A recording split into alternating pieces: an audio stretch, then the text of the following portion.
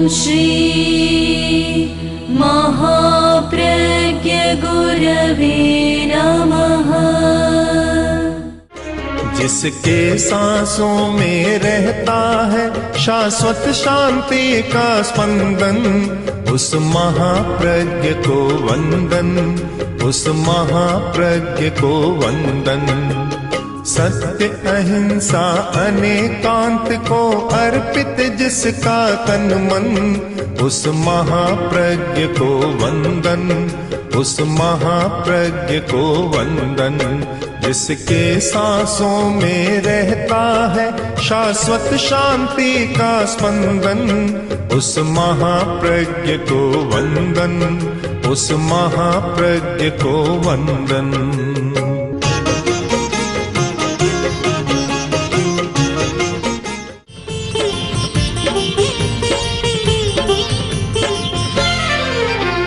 आदमी अनेक है और विचार अनेक। अब एक आदमी किस किस विचार को पकड़े, समस्या तो यहीं उलझ जाती है। इतनी बातें सुनते हैं, आखिर पकड़े किसको? ज्ञान का विकास करें या आचार का विकास करें या तपस्या का विकास करें? कुछ लोग हैं जिन्होंने तप को चुना है। आखिर चुनाव करना होता है, तप को चुना है और तप कर रहे हैं। कठिन काम है, तपना बहुत मुश्किल है। और इसलिए मुश्किल है कि हमारी 5 इंद्रियों में जो जीव है, रसनेन्द्रिय, वह बहुत चंचल है। मन चल जाता है, देखते ही मन चलता है। डॉक्टर ने मनाही कर दी कि खाना नहीं है, पर सामने चीज़ आ गई कि मुझसे रहा नहीं जा सकता। बड़ा कठिन है। नैतिक मूल्य और आध्यात्मिक मूल्य ये शिखर को छू सकते हैं, केवल तप से हम वहाँ नहीं पहुँच सकते। इसलिए तपने वालों को भी ध्यान देना है कि वे आध्यात्मिक विकास कैसे करें, अध्यात्म का ज्ञान कैसे करें। मुझे लगता है कि ज्ञान की कमी है। जब मैं यह बात कहता हूँ तो फिर ध्यान आता है कि आज के ज़माने में ज्ञान की कमी कहाँ है। आज तो शिक्षा का इतना प्रसार हो गया कि जगह जगह स्कूल कॉलेज खुल रहे हैं, और गाँवों में भी हमने देखा ऐसे विज्ञापन लिखे हैं अध्ययन बच्चों को पढ़ाने के लिए। छोटी छोटी ढाणियों में भी विज्ञापन लिखे हुए हैं, सबको पढ़ाओ। तो ज्ञान कम कहाँ है? हमें ज्ञान को भी फिर बांट देना होगा। एक है आजीविका का ज्ञान और एक है आत्मा का ज्ञान। आजीविका का ज्ञान तो बढ़ रहा है कि रोटी कैसे कमानी चाहिए, उसके तरीके क्या है, ये ज्ञान तो बढ़ रहा है। पर उसके साथ आचार का ज्ञान या आत्मा का ज्ञान, अध्यात्म का ज्ञान, वह नहीं बढ़ रहा है। एक आदमी ने पुस्तक लिखी, एक पश्चिमी लेखक ने, कि रोटी कमाने के 100 तरीके। वह भीख मांग रहा था। जब पता लग गया तो किसी ने कहा यह लेखक है जो भीख मांग रहा है कि रोटी कमाने के 100 तरीके। उसके पास गए और बोले तुमने तो इतने तरीके बताए और फिर भीख मांग रहे हो, कि तुम समझे नहीं, यह भी एक तरीका है, उनमें से एक तरीका होता है। तो आजीविका के लिए कितने तरीके ईजाद किए गए हैं। आदमी खोजते हैं कि इतने तरीके हैं, और आज यह बहुत विकास हुआ है। आज का खास शब्द है एफिशिएंसी, दक्षता। हर बात में तकनीक, दक्षता, कि टेक्नोलॉजी बढ़ी है, दक्षता भी बढ़ी है, और आदमी बहुत ही कमा सकता है। अब भला कोई एक तो किसान अनाज पैदा करे और करे, वह कमाए तो ठीक है, पर सॉफ्टवेयर वाले कोई पैदा किए भी नहीं सारा कमा लेते हैं। दुनिया के सबसे बड़े धनी बन जाते हैं। केवल किया क्या, उन्होंने क्या पैदा किया? पर कुछ ऐसा हो गया कि आज तो संचार माध्यम या संचार की टेक्नोलॉजी एक धन कमाने का बहुत बड़ा साधन बन गया।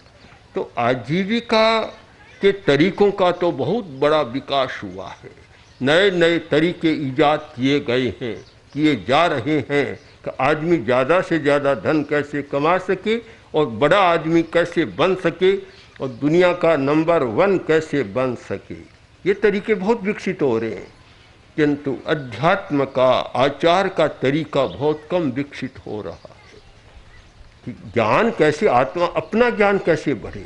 बाहर का ज्ञान तो बहुत है, अपना ज्ञान कैसे बढ़े यह बड़ा जटिल हो रहा है। अपना ज्ञान हुए बिना हम जो पाना चाहते हैं जीवन में वह नहीं मिलता। आखिर हर आदमी चाहता है जीवन में कि सुख रहे, शांति रहे, विघ्न बाधा न आए, लड़ाई झगड़ा न हो, कलह कराग्रह न हो और आराम से जीवन जिए। ऐसा जीवन जीना चाहता है, पर केवल आजीविका के अर्जन से ऐसा जीवन नहीं हो सकता। ऐसे जीवन के लिए आत्मा का ज्ञान, अध्यात्म का ज्ञान बहुत जरूरी है। तप तपने वालों को, पढ़ने वालों को, व्यापार करने वालों को, सबको एक बात पर ध्यान देना है कि जब तक अपना ज्ञान नहीं होता तब तक जीवन में सुख शांति का विकास नहीं हो सकता। ये ध्रुव सत्य है, आप निश्चित मान ले, उसके बिना हो नहीं सकता। हमने ऐसे लोगों को देखा कि जिनके पास कोई 20 अरब के आसपास की संपत्ति हो, किंतु इतना दुखी भी देखा, इतना दुखी, हमें आश्चर्य होता और कभी कभी हमारे पास आकर रोने लग जाते। मैं सोचता था कि दुनिया तो ये सोचती है कि धन हो जाए तो सब कुछ हो जाए, इतना बड़ा धनी आदमी है, आंखों से आंसू ढलक रहे। मैंने बहुत समझाया भी उनको, पर क्या करें, परिवार का भी झगड़ा, परिवार में भी शांति नहीं। अब खूब धन कमा लिया, बेटा ऐसा निकला कि बाप पर ही तीर मार रहा है। अब बाप का तो सारा निकम्मा हो गया, पत्नी अच्छी नहीं, झगड़ालू मिल गई तो भी समस्या। आखिर सुख शांति के लिए जो एक चक्र रचना, व्यूह रचना करनी चाहिए, वह पूरी होनी बहुत मुश्किल है। किंतु जब आदमी अपने आप को समझ लेता है, समस्या हल होती है।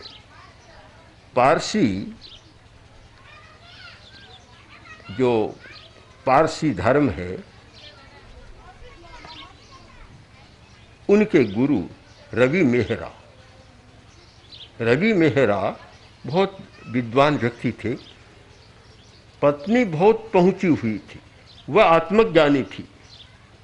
एक बार रवि मेहरा बाहर गए हुए थे और घर में आए, आकर देखा तो तीनों लड़के सोए हुए।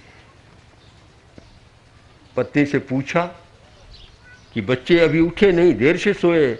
कहाँ उठेंगे, आप भोजन कर लें फिर आपको बताऊंगी, उठा दूंगी। भोजन कर लिया। भोजन करते करते पत्नी बोली कि कल हम जो बर्तन लाए थे पड़ोसी के, वह मांगने आया था और मैंने उनको लौटा दिया। मेहर ने कहा बहुत अच्छा काम किया। अच्छा किया, क्योंकि मांगी हुई वस्तु है, उसको लौटानी चाहिए, उस पर हमारा मोह नहीं होना चाहिए, मोह नहीं होना चाहिए। अच्छा है, भोजन पूरा हुआ, अब लड़कों को चलो भीतर चलो, ले गई। पर्दा उठाया तो तीनों मुर्दे पड़े, मरे पड़े तीनों, महामारी की चपेट में आ गए। महामारी चल रही थी, तीनों मर गए एक साथ। एकदम रोने लग गए। पत्नी बोली अभी तो आपने कहा था कि मांगी हुई वस्तु है, उस पर मोह नहीं होना चाहिए, हमारा थोड़ा ही है, कहीं से आए हैं और चले गए, हमारी वस्तु तो थी नहीं, फिर आप मोह क्यों करते हैं। एकदम चेतना में परिवर्तन आ गया। आत्मज्ञान का एक वाक्य आदमी के दुख को कम कर देता है। और जब तक आत्मज्ञान नहीं होता तो फिर ममत्व होता है। आप ध्यान से देखें कि दुख का बीज है ममत्व, ममकार, मेरापन, मेरा है, बस यहाँ से सारी समस्याएं पैदा हो रही है। मेरा है, जबकि वास्तव में कोई है नहीं, मेरा कुछ भी नहीं है। अकेला आता है, अकेला चला जाता है, मेरा कुछ भी नहीं है। फिर भी व्यक्ति ने अपने अज्ञान के कारण, अज्ञान मतलब लिखा पढ़ा लिखा नहीं, आत्मज्ञान के अभाव में, आत्मा के ज्ञान के अज्ञान के कारण मान लिया कि यह मेरा है। बस जहाँ मेरा है वहाँ दुख का शुरू हो गया और सारा दुख वहीं से पैदा होता है। अगर आप जानना चाहें कि दुख का स्रोत कहाँ है, दुख का बीज क्या है, एक शब्द में आपको उत्तर मिलेगा कि मेरापन। मेरापन दुख का स्रोत है और मेरापन ही दुख का बीज है। जब तक मेरा नहीं, कुछ भी नहीं, और जहाँ मेरा हुआ और बस शुरू हो जाती है। एक कोई व्यापारी व्यापार करने गया था और पुराने ज़माने में काफ़ी वर्ष लग जाते थे, यात्रा लंबी होती थी। काफ़ी दिनों से नहीं आया, वर्ष बीत गए, आया नहीं। तब बेटा बड़ा हो गया, छोटा था थोड़ा बड़ा हो गया, तो बेटे ने कहा, माँ मुझे सब साथी कहते हैं निबापो निबापो, तेरा बाप कहाँ है? मैंने अभी बाप को पूरा ध्यान से देखा नहीं, छोटा ही था, मैंने देखा नहीं, कहाँ है? कि बेटा कमाई करने गया हुआ है। कि इतने वर्ष हो गए कि अभी आए नहीं, आने वाले हैं, आ जाएंगे। नहीं माँ, ऐसा नहीं हो सकता, मैं जाकर पिताजी को लाऊंगा। पता ठिकाना ले लिया, एक आदमी को साथ में लिया और कि माँ मैं उसको जल्दी लाऊंगा पिताजी को। माँ ने बहुत समझाया, नहीं माना, आखिर चला। संयोग की बात, एक गांव में वह ठहरा, धर्मशाला थी, धर्मशाला में ठहरा। वहाँ और भी यात्री ठहरे हुए थे और एक सेठ भी परदेश से आ रहा था, वह भी ठहरा हुआ था। रात की वक्त लड़के के पेट में दर्द हो गया, दर्द भी बड़ा भयंकर। ये पेट का दर्द, सिर का दर्द, आँख का दर्द, दांत का दर्द, कान का दर्द, जो भोगता है वही जानता है, दूसरे को पता नहीं लगता। कहीं चोट लगी है तो पता लग जाता है, यहाँ चोट आ गई, खरोंच आ गई, पता लगता है, पर ये तो भीतर के इंक का तो पता नहीं लगता। अब पेट का दर्द ऐसा है, हमारे पुराने साधु कहा करते थे कि दर्द हो तो भी दर्द है, न हो बहाना हो तो भी दर्द है। पता तो कुछ लगता नहीं कि दर्द है कि नहीं है, मानना ही पड़ता भी दर्द है। तो दर्द हुआ वास्तव में और एकदम चिल्लाने लग गया। अब ऊपर की मंजिल में जो सेठ ठहरा हुआ था, उसने नौकर को बुलाकर कहा कि कौन रो रहा है, पता करो। वह नीचे जाकर आया कि एक लड़का है और रो रहा है। क्यों रो रहा है? कि पेट में दर्द हो गया। तो उसको कहो कि रोए नहीं, हमारी नींद हराम हो रही, नींद खराब हो रही है। आदमी गया, जाकर उसके साथ आदमी उससे कहा भी शेठ साहब सो रहे हैं और नींद खराब हो रही है, इसलिए बच्चे को समझा दो, रोए नहीं, चिल्लाए नहीं। अब ना बस की बात थी क्या बच्चे की? वह चला गया, थोड़ी देर में फिर चिल्लाने लगा। 2-3 बार ऐसा कहा, आखिर वह तो बंद नहीं होता है। तो जोश में था, धन का जोश था, साथ में 2-4-5 हट्टे कट्ठे आदमी थे। कहा जाओ इसको बाहर, बोरिया बिस्तर बाहर फेंक दो, धर्मशाला से निकाल दो। दुनिया में अन्याय की कमी नहीं, शक्तिशाली हो और अन्याय न करे तो आश्चर्य करे, उसमें कोई आश्चर्य नहीं है। समर्थ आदमी कमजोर पर कोई अन्याय न करे तो आश्चर्य दुनिया का मानना चाहिए। करे वह तो आश्चर्य की बात नहीं, करते ही हैं, लगभग ऐसा होता है। बहुत कम ऐसे मिलेंगे कि समर्थ है और कमज़ोर को न दबाए, उनके साथ अन्याय न करे। बड़ा मुश्किल है ऐसा होना। जो कहा गया मत्स्य न्याय, बड़ी मछली छोटी मछली को खाती है। अब ना छोटी मछली बेचारी किससे पुकार करे? जिनके साथ रहना और बड़ी मछलियां भी खाने लग जाए तो छोटी मछली आखिर जाए कहाँ, किससे पुकार करें? आचार्य भिक्षु ने लिखा कि रांका ने मार धींगाने पोखे। दुनिया का स्वभाव क्या है कि रांका ने मार धींगाने पोखे। गरीब आदमियों को मारते हैं, बड़े आदमियों का पोषण करते हैं, छोटे जीवों को मारते हैं और बड़े जीवों का पोषण करते हैं। ये तो दुनिया का अन्याय को चाहे न्याय को चल रहा है दुनिया में, ऐसा हो रहा है। तो उसने जबरदस्ती से कहो निकाल दो इसको बाहर। आदमी गए और कहो कि चिल्लाओ मत, सेठ जी की नींद हराम हो रही है, खराब हो रहा है नींद, मत चिल्लाओ, शांत रहो। उस आदमी ने कहा कि दर्द हो रहा है, मैं कैसे समझाऊं उसको, या तो मान जाओ, नहीं मानो तो चलो बाहर फेंक देंगे। बाहर कैसे जाएंगे? आखिर 2-4 आदमी थे, वह बेचारा अकेला आदमी था, सबको उठाया बच्चे को और धर्मशाला से बाहर जाकर गलियों में फेंक दिया। अब नींद आ गई अच्छी तरह से, हल्ला बंद हो गया, नींद आ गई।